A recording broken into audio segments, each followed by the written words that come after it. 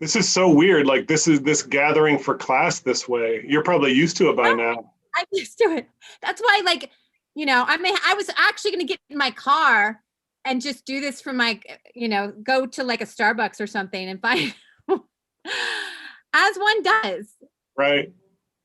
This is how you do it. Totally. So got my link. I saw that some students were coming back to campus. We're starting. It's so weird. Like this gathering for class this way. Yeah, you can hear me? Yeah. You good? Hello? Okay. Yes. Hello. That was the feed. I'm going to send that. I'm going to tweet that right now to you guys, okay? Oops, cool. Make sure I got the right one.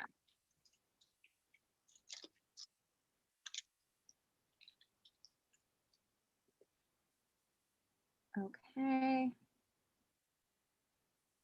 I'm usually so much more in command. So it's actually probably my students might not say that. Okay. Did you get the link?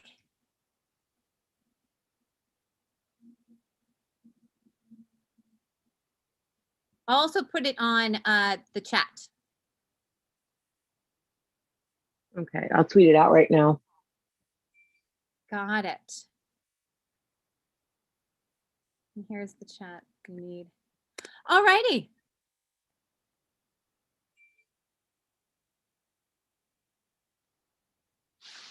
So Trish, I can't see you, but is that yes, just I'm tweeting out the link. Oh, got it. Okay. Sorry, I just wanted to tweet that out really quick. Oh, so it looks, this is the beginning of class, so I don't have to have this really pulled together promo. This is how things go very often. So, and if you guys did you turn your cameras off? You don't have to keep your cameras off, and it would be great if you could chime in. I could put it on speaker view. Is that better? If I put it on speaker view, would that make you more able to come out to class? Hello? Owen. Oh, Emily. Would you rather I put it in speaker view? Okay, done. And there's Tanisha.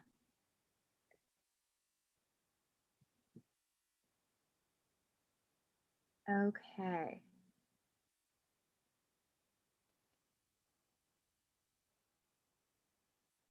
Tanisha, are you here?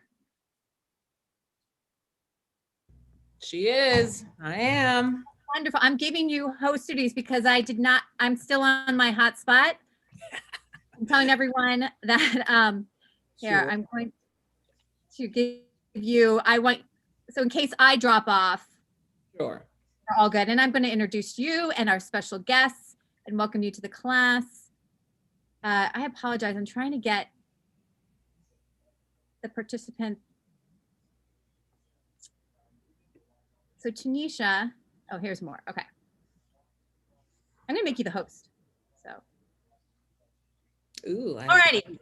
This has been a really interesting beginning, but welcome to Writing and Fighting, our first kind of, what would you call this, a seminar, I'd say, that we're putting together for my class and the greater good, the greater public. We're doing Bruising in the Beltway, the culture of DC sports. I have some really interesting facts I want to share with you before we get started about the history of boxing in this area. And now we've got a pro wrestler, and we've got we've got a commissioner to bring us up to speed on the current situation of what's going on. But before we get into that, I'd like to introduce my co-professor, Tanisha Singleton. Tanisha, can you please introduce yourself, and then I will introduce Andrew and Trish. Sure. Hi, everybody. It's great to see everybody's faces and meet the new ones. Like Nancy said, I'm Dr. Tanisha Singleton. I think I crashed one of Nancy's classes. Damn, it's been now a year because of the pandemic. It was last March when I came on and just fell in love with this whole discourse and our new ability to kind of overthink and analyze combat sports, but looking at the intersection between sports and society and all the many different levels that this stuff hits when it comes to race, representation, identity, performance, etc. I grew up a giant pro wrestling fan, still am. I'm a fan of everything. I've played everything. Played basketball in college growing up, grew up in Riverside, California, only Black family in the neighborhood, and was called the Cosbys a lot, but I wore, all the Macho Man shirts, and I still have my lunch pails from kindergarten. I thought I had a fake bird that I carried around and thought I was Coco Beware's daughter. Like, I was just massive pro wrestling fan, still am, and wanted to be in entertainment my entire life. So did a lot of film and radio in undergrad, went into film production school at San Diego State, then got this weird PhD in media psychology where I dedicated all of my research into fandom and wanted to look at and how to measure how sports has evolved into a multidimensional experience and how that has an impact on not only fan identity, but also the industries in which are used to amplify sports. So social media, digital media, OTT platforms, and even having dialogues like this. I think the fact that we've had communities that maybe intentionally weren't made for us, but we've been able to make a space for ourselves in spite of it. And that's what's really fucking awesome about this. And that's what I love. I love studying community psychology, fandom, and all that stuff. And I've worked for a few, and still do, minor and indie pro wrestling companies in the Southwest space in Los Angeles, where I'm from. I live in Las Vegas now, although currently I'm in Denver because I just got a puppy who, if I run off, that means he's shit and I have to pick it up before he eats it. Because that's a thing I don't know. But otherwise, that's a really long and overdrawn bio just about me briefly, because it's already been a long Friday and I can't wait to see Coming to America later tonight. But that's me. That's out tonight. It is. I watched the original and got inspired. Yes, I can. All day. I could. Anyway, but I'll mute now and let you introduce our esteemed guests, and which thank you for coming. Truly, yeah, love it. Thank you both. Thank you, Tanisha. We'll quote that at the end, by the way. Okay, so I want to introduce our special guest, Andrew Huff, who has a connection to American University as well. And Andrew, you are a DC Combat Sports Commissioner. Could you actually give us a little bit more about your background and kind of just a little nut graph of what your job is? Sure. Yeah. Thank you, Nancy and Dr. Singleton. Like Dr. Singleton, I grew up a professional wrestling fan, and I think that once you kind of had that experience, especially in the 1980s, which is often referred to as the golden age of professional wrestling, that kind of sticks with you, especially when you have that experience as a kid, and the storytelling and the pageantry, the characters that kind of stick with you. So I got kind of introduced to combat sports through professional wrestling. As Nancy said, I'm also commissioner on the District of Columbia's Combat Sports Commission. And what that is basically the regulatory body that licenses everyone who's involved in any sort of combat sports event or activity. It's much like, if you're a doctor, every state or jurisdiction has, like a medical board, and they're the ones who issue the licenses for the doctors. If you're a nurse, you have to have a nursing license. And there's a body that, decides whether or not you're qualified to get that license. And you can't do that unless you have a license. The same thing applies to the world of combat sports, whether we're talking about boxing, MMA, Muay Thai, professional wrestling. If you are a participant, like Trish, who's here, every state and jurisdiction that she wrestles in, she used to have a license from that state. Every referee, every manager, every second, you know, every promoter, if you want to put on an event, you have to have a license. So it's a highly regulated industry. And that has, you know, good and bad sides. And the good way, the good side rather, you know, what we strive to do is to protect individuals. We protect the participants by enforcing the laws of the District of Columbia. And we also, you know, there's a role to protect the consumer as well, because people are paying a lot of money to attend these events. And so, you know, there's an expectation on the promoter that the event will be professional and folks will kind of get what they paid for. So on the commission, you know, we basically have to approve through the regulatory process licenses and permits for events related to combat sports and all the participants that are part of that. In the District of Columbia, it's not a paying job. This is not, I don't get paid to do this. This is a volunteer thing. There's 5 of us, and we do it because we love the industry. But in larger places like Nevada, California, Florida, those are paid positions. If you're a commissioner, you're paid. New York, the big ones. We don't get paid, we do it because we love it. And I've been doing it for about 5 years now. The way it works in DC is that you get nominated by the mayor and then you get confirmed by the DC council. So we go through that process every year to make sure that we're qualified and we know what we're doing. And that's, yeah, that's kind of it in a nutshell. I'm really fanning out for Trish Adora, and that's why I'm here. I'm here just to see Trish. So.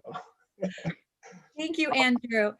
How DC is it though that you're not paid in this position though, and because everything in other ways. Yeah, I mean, I get to meet people like Trish and other people that are, you know, impassionate and dedicated to these sports, and really that's the joy for me. And like you mentioned, Nancy, there is a very rich history in the district, not only on the boxing side, but in the professional wrestling side as well. So I also do it because I love DC. Yeah. All right. Well, great segue to Trish Adora, a pro wrestler making her way nationally. Although I'm so glad that we can claim you as part of DC. Trish, I think you best can kind of give your background because it's so impressive with your time in the military and what you're doing, you know, in terms of working with all of the different promotions. Can you give us a snapshot of Trish? Okay, I'll think snapshot. I'll think pretty small, but but firstly, thank you all for having me. I really appreciate this. It's not often that I get to kind of communicate with other people, so I'm practicing talking again, as we all tend to quarantine and whatnot. But yeah, so for me, my love for wrestling started when I was very young. I have 5 brothers. I was the only girl. So my dad and them, they would always just sit and watch wrestling. And I don't know, I was pretty young. I couldn't really understand what was going on. I just kind of knew they were excited. And, you know, I was just trying to connect with what I was seeing, you know, watching WCW and WWE and trying to sneak and watch ECW growing up and stuff, hoping you can catch it at like 2 a.m. or 3 a.m. And it's like over time, I'm like, okay, I thought this is so cool, so cool. One day, there's this wrestler named Jacqueline.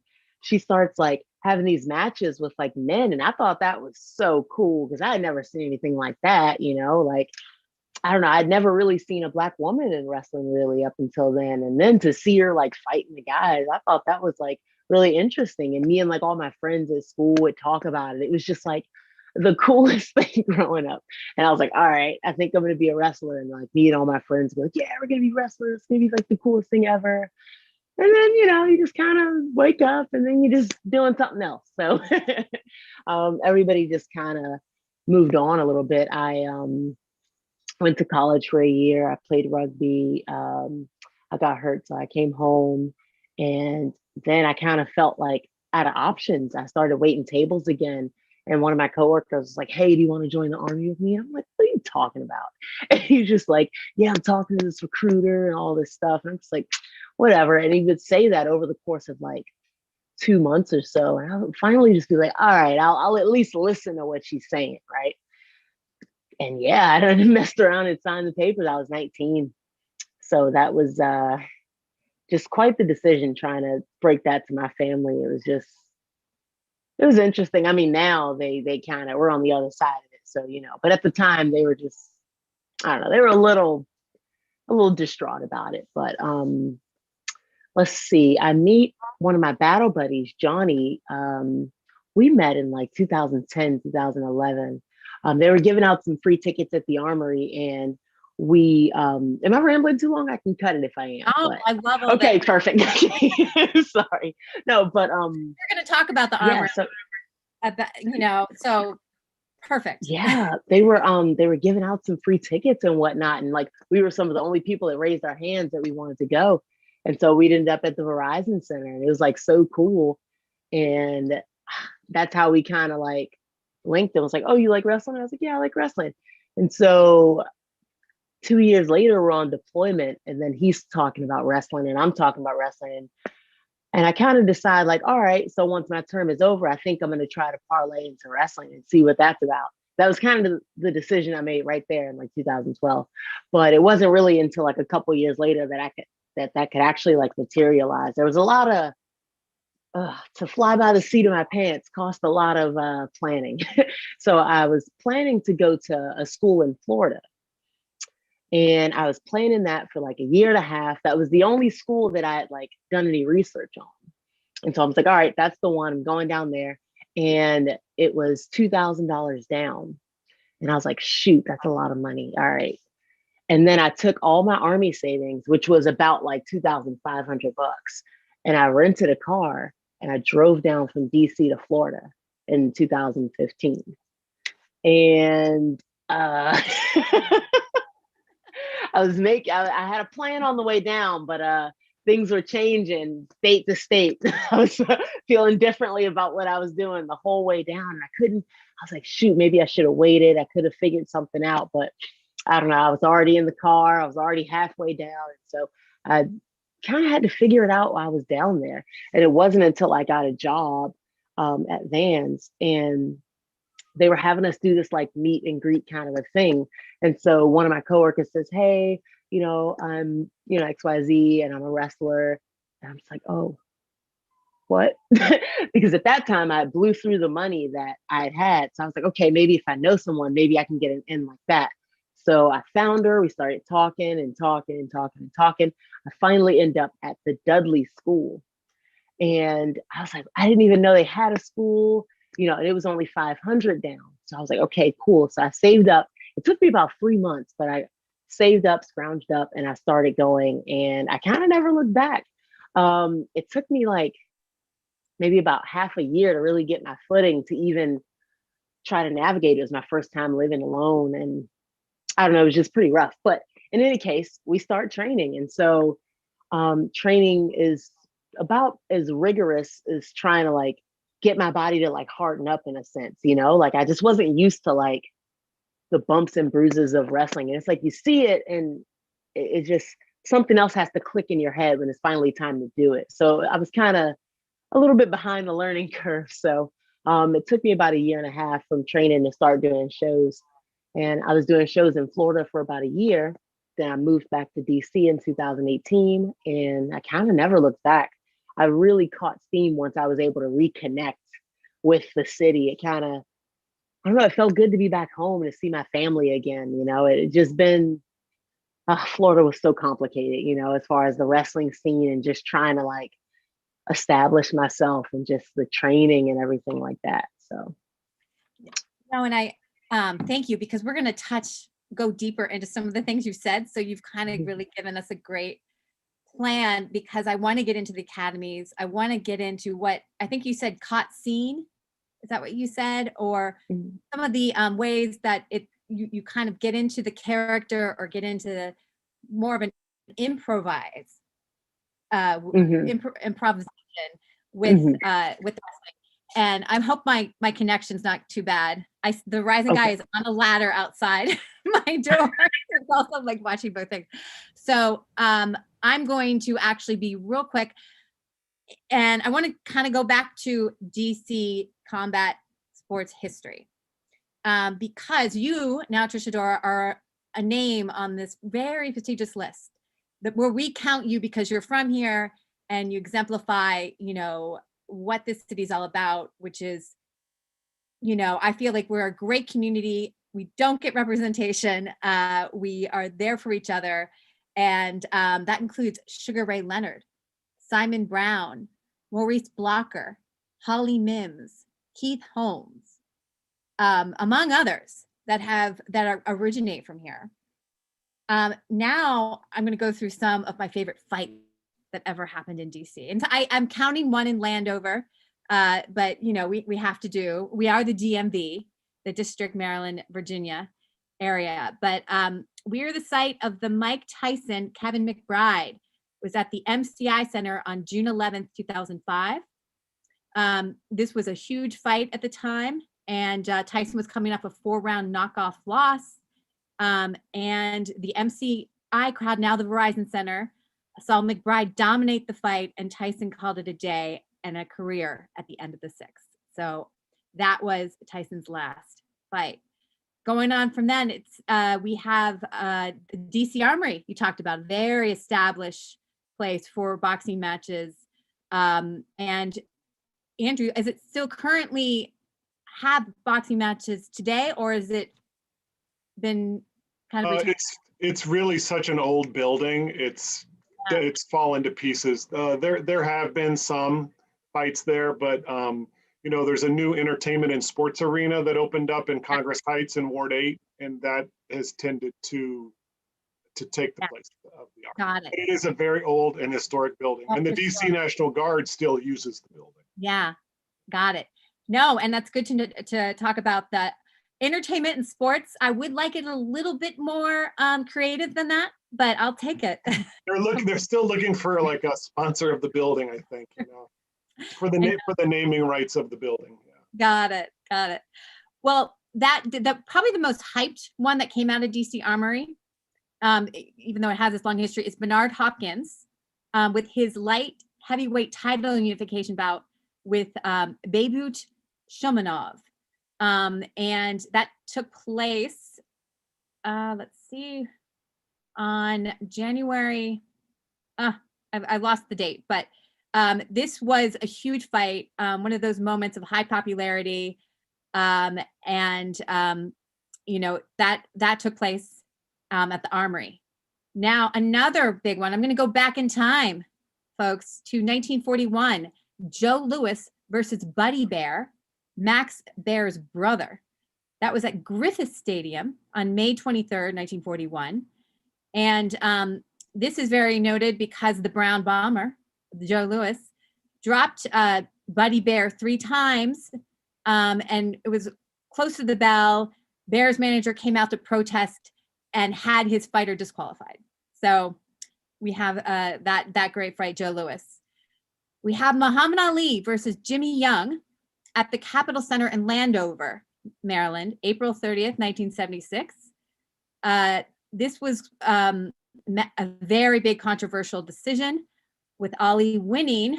This is 76. This was, starting the phase of his end of his career. Young was young and Ali was underprepared, overweight. And most people believe that decision of Ali winning unanimously was not correct. So we have that. And then we have Riddick Beau versus Jesse Ferguson. I like this fight. We also had Roy Joy Jr.'s and Bernard Hopkins on the same card. It was at RFK. So the only fight card ever to be played there. And that was a huge fight. It was 1993, May 22nd. And Riddick Beau made quick work of Jesse Ferguson, knocking him out in 17 seconds in the second round. So just a little bit of history. I like to nerd out, you guys. I promise it won't get too much more into that. But I just, I'll be honest, we talk about Vegas, we talk about Madison Square Garden in New York City, but I just, there have been some really important fights in this area. And I think that there's a reason why combat sports has had its pull here and has grown so many great fighters, including Trish. I'm going to call you a fighter. As a pro wrestler, you definitely are. So I want to maybe take this into consideration because we have our students have a lot of questions too, with the commissioner about weight cutting and those kind of things have come up, and Trish with you. So I'm actually going to let my co-host, co-professor go now, because I know you know this arena. I want you to have the next question. Oh, thank you. The puppies just woke up in the background too. So if they start wrestling themselves, because I'm thinking my next side hustle might be like puppy MMA or puppy pro wrestling, because that might be a thing.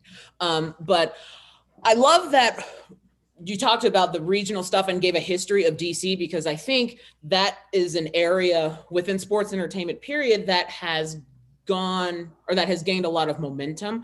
We take a lot of pride into where we come from and the roots of history that are within the Southwest, the Midwest, the Northeast, the South. Like there's so much pride within regional and like where we come from. Representation matters. Like I'm from Riverside. I could only say Kawhi Leonard is from Riverside, and Reggie Miller and Cheryl Miller. So it's like those are my peoples, right?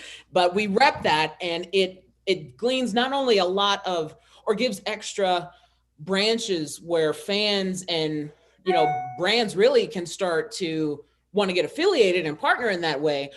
But I think also because the independent scene in MMA and pro wrestling has also, pandemic aside, has gotten a lot of momentum. I'm always curious about how, if it's almost too limiting, and if you become, notable in one particular area, and how that is used to almost keep the momentum, so to speak, and try and attract others. And because in the past, it used to be, a lot of people would say, okay, well, if you're a pro wrestler, so then when you WWE, like that was the only option. That was just default, right? And then, but now though, you can have success without being in the WWE. You can have MMA success without being in the UFC, right? So it depends on what that definition of success is. And sometimes it is just saying, I want to be the best pro wrestler from Chicago. I want to be the headliner, or whatever that region is. So I'm curious how kind of both of you, Andrew, from like a commissioner standpoint and like the booking aspects of things, like how you're thinking about claiming, a place for yourself in the industry compared to giant, larger markets. Like how can you differentiate yourself regionally and like as a brand? And then also for you, Trish, from that perspective as a professional wrestler, a champion, the Pan-African champion, and having so much momentum right now, how are you defining success for yourself when considering all these different markets now, the regional, then the greater independent, and then the larger professional mainstream space, so to speak? So, I don't know, Trish, do you want to go first? Yeah, I want to hear from Trish. Yeah. Yeah. So, I mean, I sort of always prided myself on the big plan, not to be where I end up, but just kind of how I feel about what I've done so far. I feel like that feels like a better destination to me. I feel happier about the work that I'm doing. And that's kind of the beauty of being like independent, to be in charge of like every single piece of who I, portray, for it to be all on me and to be fully decided on everything. It just makes me take more pride in what I'm doing and to still, get those results. People would say that it's impossible, some of the things that, I'm planning, some of the things that I've planned that have already come to fruition. People said that those things are impossible. And I'm just that exception to that rule. Like I'm fully independent and I could still get the attention of every single major TV, wrestling company. I can still do it my way. I can still operate fully as I'd like. And that makes me the happiest. That's when I feel the best about what I'm doing. You know what I mean? It's like when I can set my training schedule, when I can, set my diet up, when I can rest when I like. I find that I love my own time. I love like my me time. I love to like just sort of enjoy the feeling of just my own company. And I do that often. And right now there's nobody telling me that I can't do that. And that makes me feel better about the work that I get to put out, because I get to, take the breaks as I like. And I'm still what a lot of people would consider successful. I myself, I have more work to do. You know what I mean? There's still, a lot of things that I got my eyes on. So a lot more work to do. But at the same time, it's like I kind of view it through that lens. And that's why I feel that I am, successful. Trish, can we get a closer look at that belt real quick? Yeah. Okay. Yeah, for sure. Move this out of the way. Floss, flex, take a shot. It's beautiful. That is, Yeah. that is the most beautiful. Where did you win that? Say again. Can you tell us about winning that? What promotion? And Yes, I won this at Fight Club in DC, actually. It was pretty cool. You were there, convention, you were there. And it was pretty cool. I won it against a friend of mine, actually, Darius Lockhart. So it was a really awesome moment. My friend, Johnny, my good friend, my brother, who we deployed together, he actually created the promotion Fight Club and actually put forth this belt, and it got designed. He designed it, and Belts by Dan put this bad boy together. It's beautiful. It's beautiful. I love the match. It's the most beautiful belt in pro wrestling. Dare I say, just I agree. Thank you. Because you brought up a good point too. Like earlier when you were talking about Jackie, the only Black woman the first one I remember seeing as a kid was Sapphire, who came out with Dusty Rhodes. Yes. Sapphire, her dancing and that beauty, like they were just so fun watching them dance with each other and stuff like that. And I was like, oh my God, she looks like my grandma, right? Just someone that I could identify with. And as a female, that was the only one, the first one who looked like someone that I know in my family. And then seeing when women wrestling became more legitimate, instead of the diva and all the feather shit and pillows. But like you said, seeing Jackie body slam people, and I was like, okay, now this is a thing.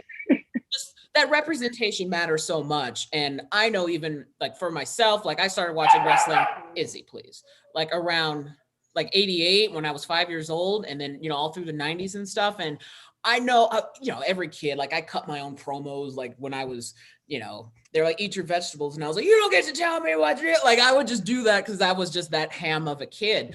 But I know for a fact that if I saw someone like you at that stage, I could have thought I could do it too.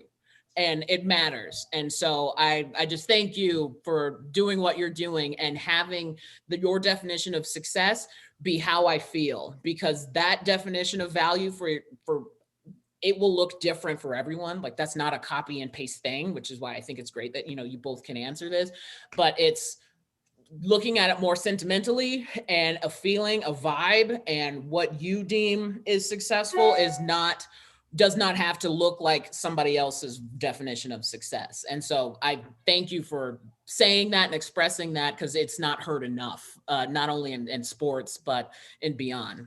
Yeah, if I can piggyback Dr. Singleton on this idea of representation, because I think a lot of people take it for granted, not only in wrestling, but in all sports, you know what I mean? And there was a time, as you probably know, back in what's known as the territory age of professional wrestling, where there were dozens of companies operating independently of each other. And they each had their own champion, and there was a lot of kind of negotiating about who would be who's champion and can I wrestle in that state. But you couldn't have a Black champion in the Jim Crow South. It just wouldn't fly. And it was, it was almost a marketing, it was because of marketing and because you can't sell tickets to a match with a Black champion in a part of the country during Jim Crow. And so one thing that's really cool is that DC did have a Black champion. DC was one of the territories controlled by Vince McMahon Sr., who is, the father of Vince McMahon Jr., who controls WWE. But Bobo Brazil was a champion in Washington, and we could have Black champions here, and we couldn't in other places. That makes it that makes DC even more special, I think, in this realm. And like I said, it's something that people take for granted. Yeah. Hey, Trish, can you do me a favor? Because I have spent more time talking about like the boxing and MMA because those are just the wheelhouses that I know. And this is for my students. Can you go into like the day-to-day of what a wrestler does to get ready for a match, how you have your own gear, your costumes, makeup, and then we talked about how you sometimes work with your opponent to kind of set things up or improv. And then please, students, because I really want you to have access, because this is new for me, wrestling as well. Yeah. So there's a lot of company or a lot of promotions, you know, across like the US. And so how it would usually happen is nowadays, you know, they would reach out to me and they say, hey, I'm having a show on, let's say May 1st, I'm having a show. And would you be interested? I'm like, okay, I look at my calendar and I say, yes, I have that date open. And at that point, we start, you know, negotiating like, you know, how the money's going to work. And let's say if that falls on a Friday, you know, and I hadn't worked for that company before, but I have a show on Saturday with the company that I have worked with before and I have a strong rapport with. And then, you know, I got to be back home by Sunday because I work on Monday. Now I'm like trying to figure out the entire weekend. So I take care of that whole weekend. I set that off to the side. And so basically it's kind of ending up like that a couple of times sprinkled throughout the year. So what that looks like, how that trickles down to the day-to-day is I got to make sure that I'm training. I live in DC now, so the closest would be the Ring of Honor dojo and the MCW dojo, which I can use now. They're about an hour away, respectively. Actually, just the MCW, the Ring of Honor dojo is closed, excuse me. But before that, I was going all the way up to Philly, and I could only do that once a week because that was kind of rough on my car to do that. And then like the tolls going up that way is pretty rough too. So I would have to factor in how many days I knew I needed to train to feel comfortable, how many days I knew I have to go to the gym. Then I got to go, all right, so I need to debut some new gear. Maybe it's been a while since somebody's seen me in something new and I already have promo pictures with all this old stuff. Great, now I got to go buy spandex, okay? Now, after I buy spandex, I got to link up. I had a gear maker in Tampa. So I'm linking up with her and I'm like, all right, so how much for the gear? And for certain things that I want, it would be this past set I just bought was $150. And I was like, all right, so now I set aside that. Then I just bought a pair of boots. Those boots were $80. And then I bought a second pair just to make sure that I wouldn't have any issue either way. So now I'm, you know, paying for 2 sets of boots. And now I send her my fabric. She's working on it, you know, in her timeline. She's doing that for other people too. So now we got to link up timelines because May's around the corner and I want to debut new gear because maybe this is going to be streamed live on one of the big networks like Fight TV or IWTV, Internet Wrestling TV, which is like a huge platform that showcases a lot of independent talent. So between those 2 networks, it's like, all right, so cool. I want to look, you know, I want to wear something really nice. And then maybe I'm thinking like, all right, cool. Maybe I'll double up because there's a high profile match on Saturday too. So now you're doubling up on gear and now you're trying to like move that around. It got to the point where for me, I had to get a job on the weekends. So that way I used that job specifically for any wrestling things that I needed. You know, it was just the only way because you know, there's a drop-in fee to train. At this point, I bought my own sewing machine because I'm like, look, that's the last time I'm going to have to wait on anybody. You know what I mean? I ended up not getting my gear in time for a really important match that I wanted to debut it for. It got here the very next day. And when I saw that package, I went right to Michael's and bought a sewing kit. And I'm like, you know what? Never again. So now there's that. So now I take away the cost of having to pay somebody, but now I add on the time of having to learn a new skill because I'm not, you know, too well versed with sewing anyway. So I'm like, all right, cool. And so then there's the social media part. Now you have to brand yourself a certain way. And that is, it's honestly, it's the key to everything happening for me the way it has. Being able to be smart about the algorithm of social media and just being more intentional about your usage. If you're intending to grow, a lot of times people just have social media to chat with their friends, but my social media is specifically to grow. So with that in mind, you kind of just have to use it in a more strategic way, and having to learn that over time is just, it's pretty taxing. But I started to do research on algorithms. Like I would sit on YouTube for hours and watch videos about people dissecting algorithms, and it was the only way that I started to see like my growth on Twitter and my growth on Instagram and stuff like that. I'm rambling, but there's No, like so much, and this is- there's even more, but I'm gonna cut it. No, But no. And I think, Andrew, you are around, a lot of these people coming up in the fight. This seems like this is pretty typical for a lot of fighters, that you have to manage your own gear, you have to manage your training on your own, you have to do your own social media, Right. just to kind of make it up. Yeah. Is that? Yeah, What- this is very typical, and Trish knows it because she lives it. But outside of the big companies like WWE and UFC, these athletes are handling all of this as well as their in-ring performance. There's no one to take your clothes to the dry cleaners. There's no one to do your hair and makeup before the fight. There's nothing like that. It just doesn't exist. And, none of it comes cheap. Trish is out of pocket. healthcare. Right. Healthcare, insurance, there's no pension that you get. You're not got a retirement fund. So these performers and these athletes are doing this because they love to do it. And, just the licensing alone is an out-of-pocket expense that they all have to endure on their own. And, there's probably plenty of situations where an athlete a wrestler will have an event that will end up costing them money. They may get paid for the fight, but after all of their other expenses, they're actually losing money. So it's not like a money-making endeavor. It's a passion and a love of the sport. Yeah. I just started to, sorry. No, go Trish, please. I was going to say, I'm just starting to get in the green in a way. It wasn't like that for a while, like after a while. And then you want to charge, what your rate is, and then there's that. And then there's a whole pandemic happening. So now that everybody's stretched thin and there's fewer shows and like fewer to go around. And now like when you're getting good and you want to like, charge a certain rate, now you have to start negotiating that. It's like, shoot. And now you just end up in a situation where sometimes you get back in the red. So you just kind of have to figure out where you're going to stay and how you're going to get there on your own the first couple of times, and just kind of, it's such I'm hoping that I'm just going through this and showing everybody that it can be done. And hopefully less people have to go through this, and we can all get ourselves like managed a little bit better. I was so disorganized. Being disorganized costs so much money.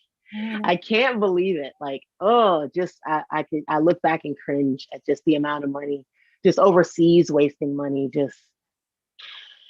No, and I really appreciate that you want to make this road easier. Tanisha knows that Angela Hill is a friend of, she's an MMA UFC fighter, a friend of our class, and she talked about how she hopes, when she does make it, to help with the union, help with this, because there definitely is not a system that puts the fighter up front, and we know that promotions are making money on certain ends. So and it's definitely, we can see combat sports, especially the UFC, the amount of salaries that go to the actual athletes versus the promotion is way out of whack.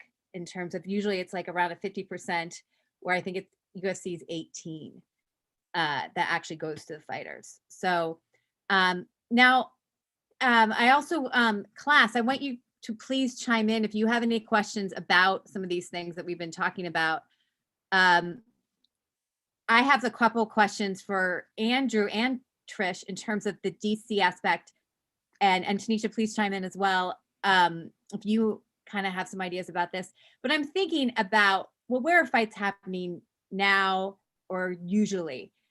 Vegas, you've got, I guess New York has a pretty supportive athletic commission. Florida, do they actually, this is what I'm worried about DC, is that if we don't have the pockets, I guess, or the industry, you know, it helps Vegas to have fights there because they know that brings tourists in non-COVID times. Is that something, does DC have that kind of support, or is that something that we won't have? Yeah, I mean, it's definitely, you're totally right. I mean, combat sports, it's an economic engine, and any city will want to attract these events and these activities. And the question is, you know, how do you do that? That's kind of the $1 million question. When the Barclays Center opened in New York, they were basically giving it away for free to promoters. You know, we're not in a position in the district to do that, but you know, it's the case has been made over and over again. The economic impact to the jurisdiction, in our case, the district, on events.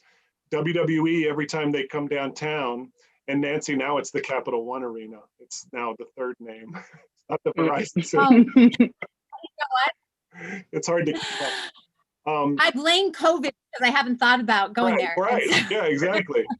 But they sell out. They sell out the arena every time they're in town. And you know, when you've got that many thousands of people streaming out of the arena into Chinatown, they all want something to eat. They all want something to drink. I mean, the economic impact is clear.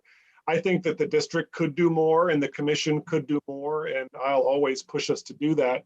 I'm, as you know, particularly interested in the pro wrestling side of things and how we get the indies into Washington, because there are no deep pockets in that regard. And we had some success in the last few years with Fight Club, like Trish mentioned, and another promotion that's now defunct. It's called Primetime Pro Wrestling, through a partnership with DC Brow, the brewery. That promotion was able to bring a whole series of fights to the brewery. They just set up a ring right in the middle of the brewery. And those shows were pretty much sold out as well. So there's an appetite, absolutely. And the economic impact is clear. The question is, you know, what do you give up in order to get? We're never going to be Vegas. You know, we're never going to be New York City. We're the District of Columbia. A lot of people on the outside see us as a government town. People who live here and who are from here know that we've got nothing to do with the foolishness that goes on Capitol Hill. So it's a challenge that exists, and one that, you know, we still strive to beat. but Trish, you came back. Yes. Yes. And yeah. I was going to say, everything kind of like really looked up since. It kind of just felt like such a reconnection. It felt like a new beginning in a sense. And it was so nice to be able to, you know, I worked for both those companies, Fight Club and Primetime. And, you know, it was so nice to be able to like work in front of my mom, you know, so she can kind of like see what's going on, you know, what I'm doing all the time. And, you know, why I'm in here talking to people, you know, or why I gotta like drive to Philly again this week, and drive to North Carolina, and drive to Florida, and then, you know, Yeah, it's nice to be able to show her that. No, I think that all of us, part of combat sports is that narrative, the hometown hero, or being there. And so it's interesting, the benefits of that. And if you can stay in your area, you know, and represent it, how that is a big part of it. So Tanisha, I want to give you a chance to nuance some other things, as I know you know the pro wrestling. And then I have some like technical safety questions for Andrew. I'll leave those for the end. No. I just love hearing all of this. And I think hearing these perspectives is always really, really important, because it just, I mean, not only from, I guess, depending on what your perspective is, right? Like if you're coming from it as a fan and getting a behind the curtain thing, that's fine. But I think both sports sports period has become much more transparent, and audiences are requiring all brands, all industries, all that are front facing, be transparent as well, and like taking a stand in something, and whether it's being explicit about it, like, yes, I stand for social justice and equality, or the opposite, or compared to being anonymous, or like making a private donation, a silent investor, right? Like those that just don't want to have the clout or all of the attention around them and stuff. And I think both are equally fine, like as long as the work is done, right? But I think there's varying degrees, and it depends on what. So I'm kind of curious, like, what your thoughts are about the brands, whether it be from a commissioner standpoint, independent company, and then individual athletes themselves, just kind of like your perspective on the right and privilege to be able to speak out about things that are going on outside. Because I think, well, I was going to say, yeah, I believe enough of us know that the shut up and dribble, shut up and skate is bullshit, but I don't know, 70 million still voted for the other guy. So maybe not. But I guess just what are your thoughts on, because Trish, you touched upon it earlier about like you using social media, for more of just a personal thing, or those that, like yourself, that are using it for networking, getting yourself out there and stuff.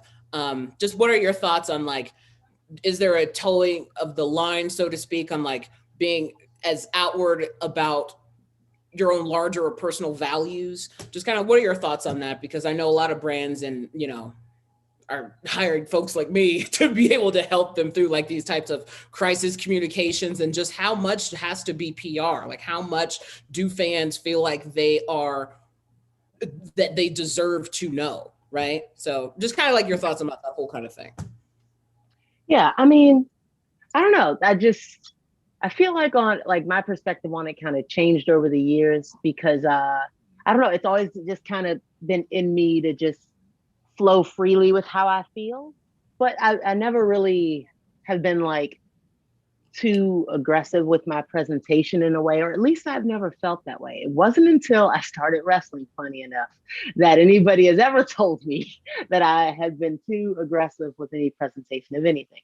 So to that person, I go, oh, okay. And I just keep doing what I'm doing. And I just kind of, you know what I mean? I don't know. Just kind of like, all right, whatever, man. I guess I can't do my thing here. No problem. There's other places I can go and be completely within my comfort, and still I don't have to miss out on, too much. I can still just have the quality of life and the career that I want. I never felt handicapped to not say Black Lives Matter. I never felt that there's not something I'm not supposed to be talking about or anything like that. To my comfort, I express my views, and I think that everyone understands exactly what I'm trying to say without me being too aggressive. Thank you. Like it's like 100%. Right. How we, are able to separate like who's real, who's authentic, and who's just doing this for the clout. You know what I mean? Right. Like I'm keeping receipts for those that like put BLM on their headline, or in their bio, and like now that it's March 5th, that shit gone. And I'm like, oh, okay.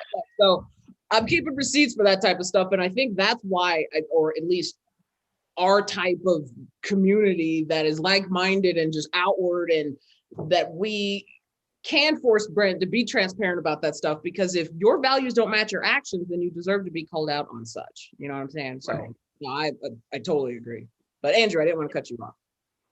No, I really respect Trish's perspective and your perspective on it as well. And, it is a fine line between, because these companies, these large companies, they exist to make money. Yeah, wrestling is great and fun, but if the shareholders of World Wrestling Entertainment aren't happy with the return, then there's a problem. So, there's a line that is drawn in the sand somewhere. I don't know where it is because I'm not back there with them. But, after the murder of George Floyd, for example, you had the New Day come out, take a knee, and put their fists up in the air. And, that was, I think that was probably in the script. I think that they believed it. I don't think that it was, they were pretending anything, but I don't think they did it without the knowledge of Vince McMahon and Paul Levesque and others in the company. So it is always interesting to see kind of how far they're willing to go, because that undoubtedly pissed off some proportion of their fan base. Mm-hmm. there were definitely people at home watching saying, oh God, here we go again, blah, blah, blah, you know? Yeah. So it's very interesting. Yeah, because there's that place within fandom where they just want the distraction. They want you to just perform, and they just want to watch football. They just want to watch basketball, whatever. Like for 3 hours, just let me unplug. Fair. We can do that. But we can't assume that, you aren't a person. You aren't human.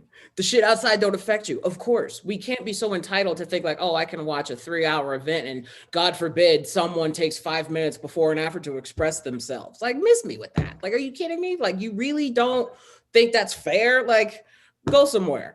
And so I think it's interesting though, because like the McMahons, it's interesting because there's levels to that, and it's like, oh, they were deemed essential just in Florida. I wonder why. Like, oh, Mrs. McMahon, Small Business Administration, the Trump. Oh, that's funny. So, but now you put, okay. Like, so there's, we have feelings about that, which that's that. But it's interesting, but I think it just echoes what you said, Trish, earlier about success is good. It's going to be how I feel, and knowing that I stayed true to myself and didn't conform or buy in just to appeal to a outdated standard of mainstream.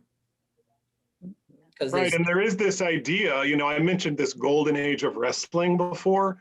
There's a lot of bad shit that's a part of this golden age of wrestling. You know what I mean? The way it was don't mean the shit was right.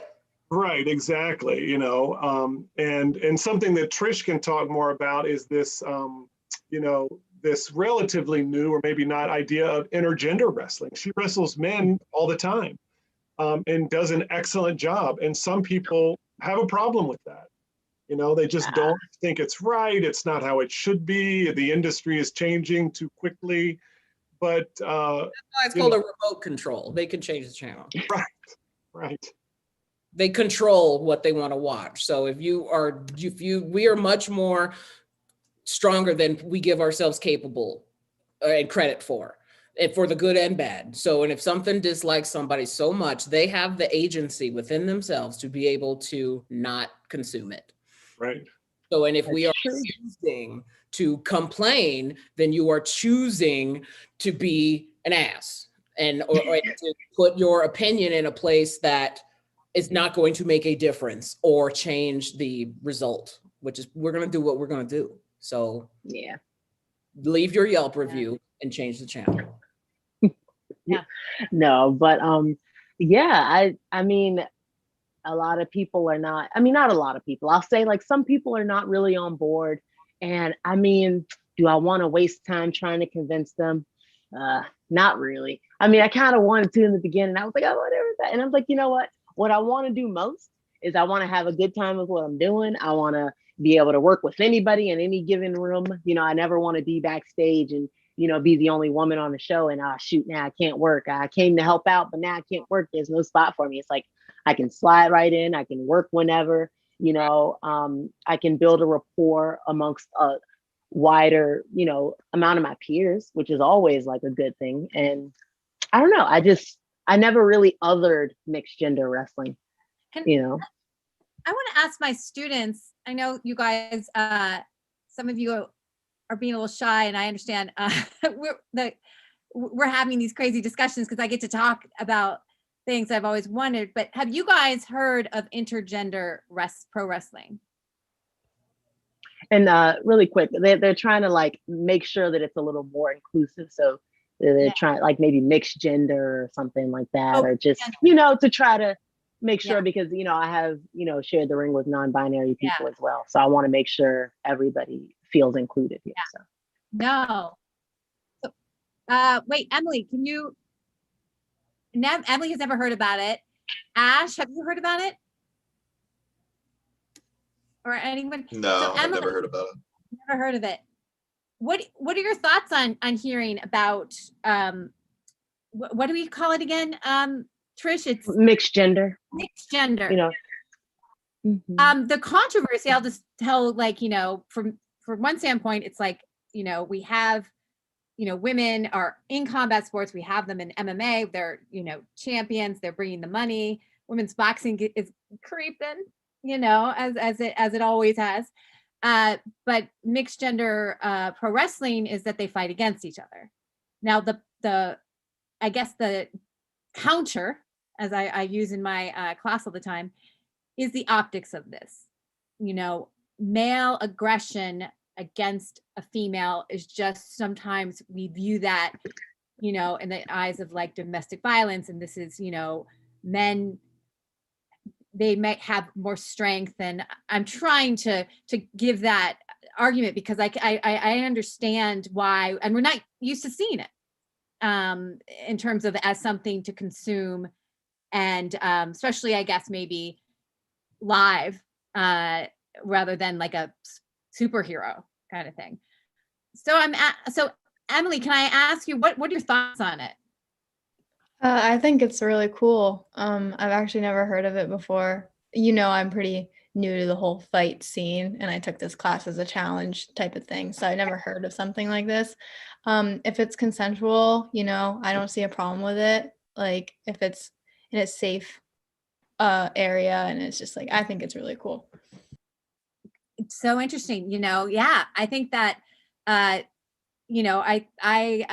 love that you, Emily, yes, can I just say that you had very little combat sports experience, and now I'd have to say you're up there. You watch fights on YouTube. You're one of us now. But I really appreciate you coming forth in the class. But I also know that you're very passionate about gender relations and roles. So I think it's interesting. I really value your point there. Does anyone else have any questions, Emily, in terms of safety for Andrew, or weight cutting, or with Trish in terms of kind of how pro wrestling works? Can I just say one thing, Nancy, on the mixed gender wrestling? Yeah. When you walk into a professional wrestling match, it's akin to walking into the movie theater. If you're going to see Captain America Part 2, you leave your belief, your belief is suspended. You don't really think that Captain America and Spider-Man are really trying to kill each other. And the same thing happens when you attend a professional wrestling match. You walk in, you take your seat, and for those 2 hours, you're watching an athletic endeavor, undoubtedly. But these are characters. These are characters telling you a story in the ring. And sometimes it's a mixed gender story that's unfolding before you. So the idea that, that it's improper, or that it promotes, some sort of behavior, I don't buy it. It's the antithesis of what the whole experience is about. You mean? Yeah, yeah, go ahead.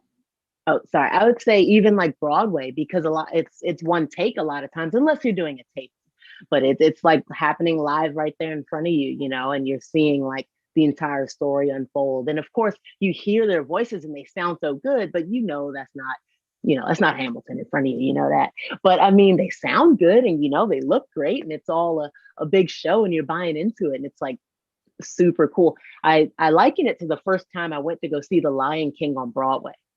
And I was like, how are they going to do this? I was thinking too, because I was like, no, they're not going to have like lion actual and have the voiceover.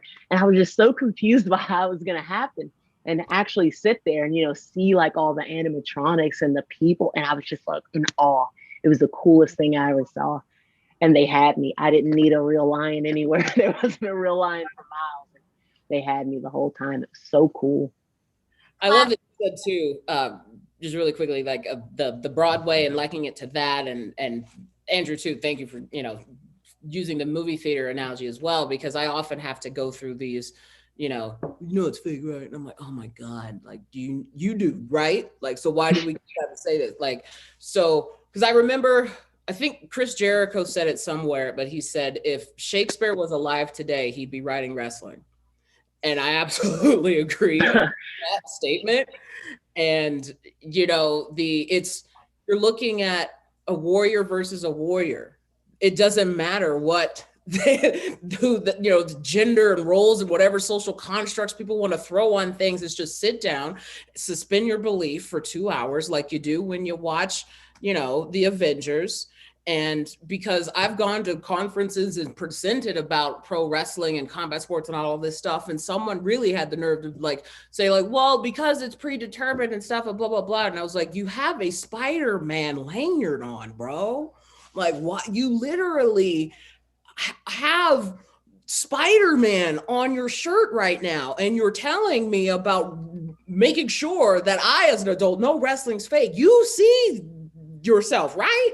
And so it's that type of, and then people go like it's a thing. But Can I, there's can I nothing. take that to, this is just a great, I like how we're kind of scaling back to Emily,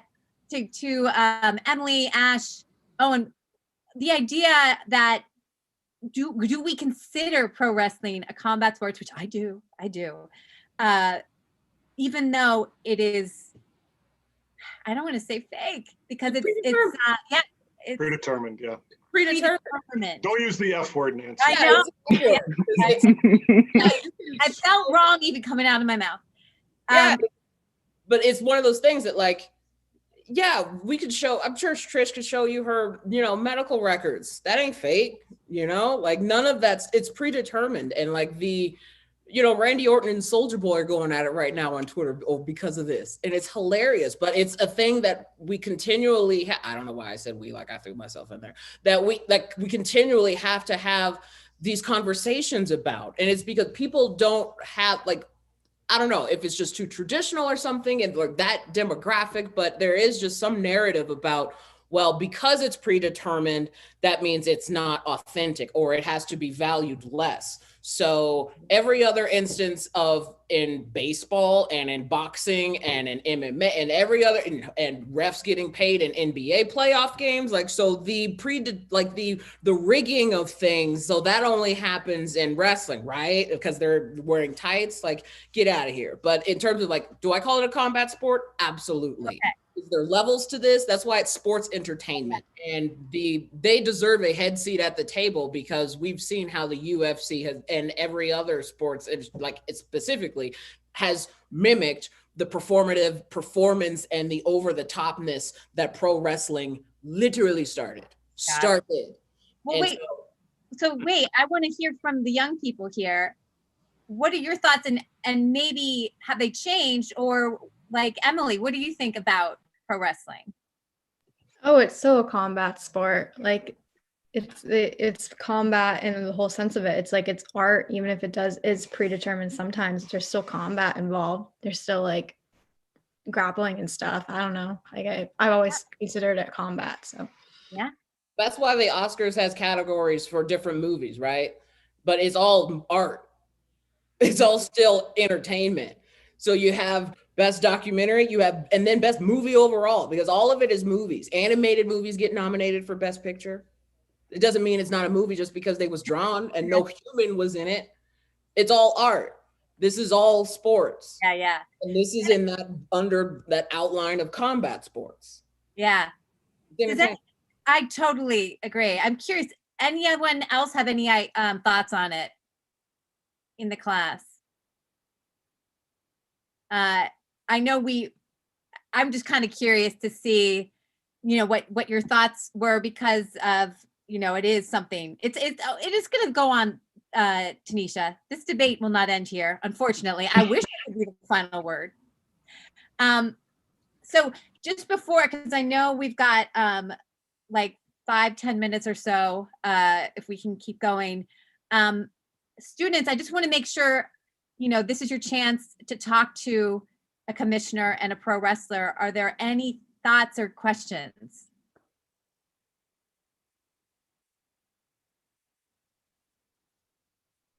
Owen. I have a question for both of you. Just how, I was wondering how COVID and everything with the past year has really impacted your sort of job as a whole and what your process sort of thing. Great question. You know, the it's so interesting because I won this title February of last year, and then literally a month later, everything shut down, and I was just kind of like, shoot, well, there goes my momentum, I guess. And then it just kind of forced me to be creative and just work on my social media and just other things that I've been neglecting. Because before that, I was like running myself ragged. I was training like 3, 4 days a week. I was going to the gym all the time. I, had 2 shows a weekend. I was flying here, flying there. It was nice to, though I had to force it. I had to be forced. It was just nice to have, a break of sorts. Unfortunately, there's just a huge health kind of blowback. And now there's like all that and just trying to get tested. And a lot of the larger companies, they require testing too. So now there's a whole nother layer in how much care you have to take, because if you have a chance with them and, now you gotta, not only do you have to be all these things, but now you gotta not have the thing that's floating around. And now you gotta, instead of going to shows with a crowd, now you gotta do tapings, and instead of your normal rate, now you got to cut that in half because they're not running shows like normal, and everybody's kind of cutting the deal now because and it's just like, ah, shoot. So I've had to take some hits, of course, as everybody did, but being able to try to just work on those other things that I've been lacking. So just trying to make myself overall stronger, and I surely did. I'm happy with my growth over time. And yeah, I'm happy that I had to be forced to take a break. Yeah, Go ahead, Andrew. I was just going to say, from the commission perspective, even in non-COVID times, the health and safety of the participants and the athletes is the paramount. That's really why we are doing what we're doing. And so with COVID, it's just like Trish said, it's just like times 100. All the things you're normally doing to protect fighters and consumers is magnified just exponentially. And so, we haven't had any events in a year, and we've spent most of that time looking at other jurisdictions to see what they're doing, because there are other jurisdictions that are doing events. None with crowds. Showtime is still doing fights, televised only, no audience. So we're looking at how they do it and how we might be able to do it here once we get to that point in the district, which I hope is going to be soon. Andrew, I didn't know if you heard, in Texas, I guess COVID is over. I did hear that. It's a miracle. So Gone. They'll get all the fights, right? They'll get all the fights. I guess that's, I've been hearing that UFC wants to go there, all these things. So what makes sense. It makes sense, but what is your projection for what will happen? Oh, I wish I could say. I have no idea. We follow what the mayor and the Department of Health says. I just have no idea. They're really going to go like full capacity? Where, in Texas? Texas? Oh, I'm not sure. I don't know. I haven't heard, but I think it's a really, it's just a poor decision. From an economic standpoint, it's going to be great, obviously, because they're going to have people will come and they'll spend money, but I think it's really irresponsible. Just, for the athletes, for the attendees, for everybody. Yeah. I don't know when we're going to get back to business in DC, but we will be ready when that time comes. Yeah.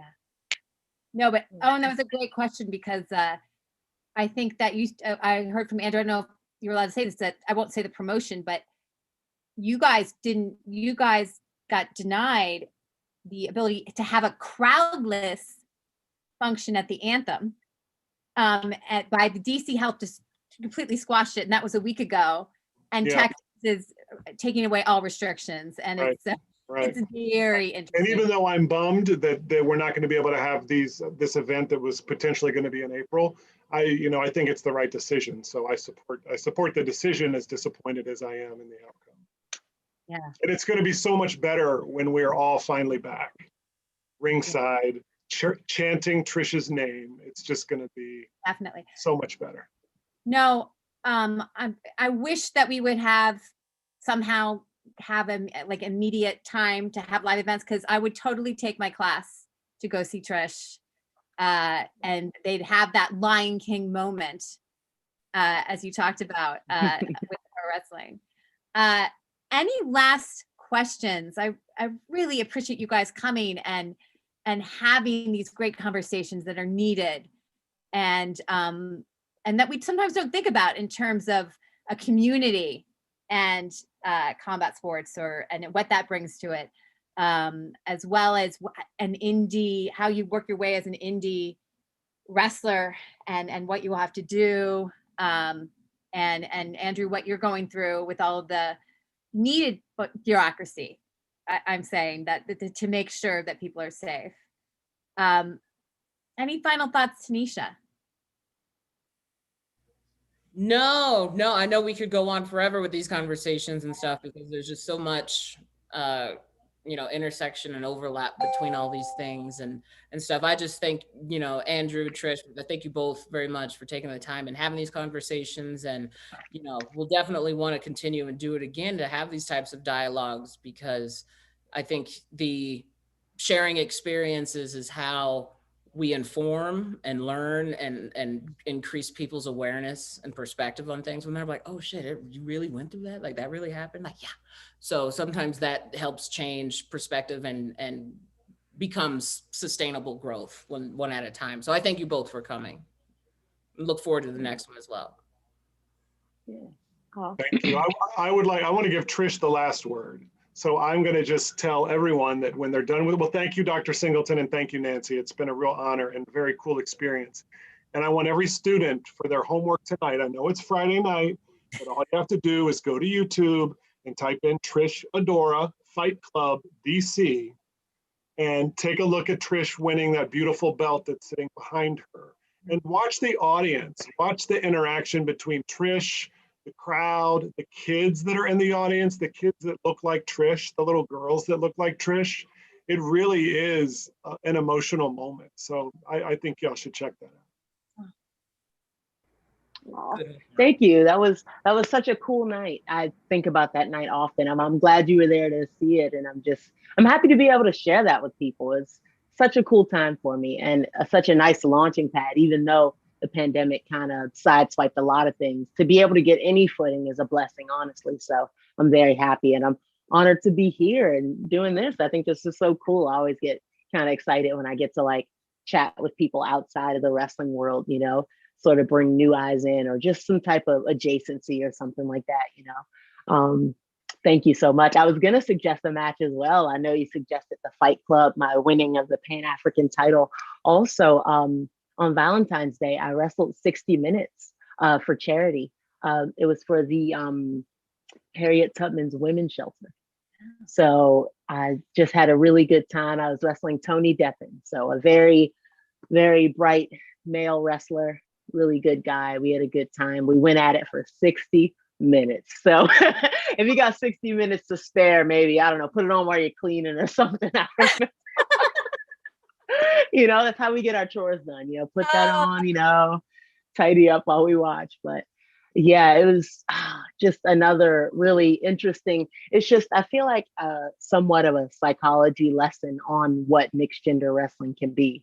A lot of times it feels like it's under a very like hammy gaze, and I'm just wanting to take that out and just add like more of a realism to it over time, and trying to scrub out the optics that big company kind of put on everybody in the first place. So so now we have the task of trying to like just undo those optics in a way, and hopefully not be so othered by that style of wrestling. So thank you for having me on. Thank you. Hey Trish, and I'm going to get those links and put them Yes. on the YouTube, as well as send to my class. And no, I really appreciate, Andrew, thank you so much for coming. And Trish Adora, and I think about the intersection we've had with DC, thinking about the noted fights that have been here in DC Armory, to RFK, to the Capital One Center as it is now, as well as the academic kind of intersection. Tanisha and I had a writer, Mike Chen, who has written a short story all about, a collection of short stories, all that revolve in the wrestling world. And that was a really interesting kind of thing. I think of Roland Barthes, who's written essays He is, this scholar of philosophy, and now we have, we had Trish Adora on our American University class. So we are, I love to bring these two worlds together. So thank you. Everyone, have a you. great night. Thank you so much. Thanks again, everyone. Have a good one.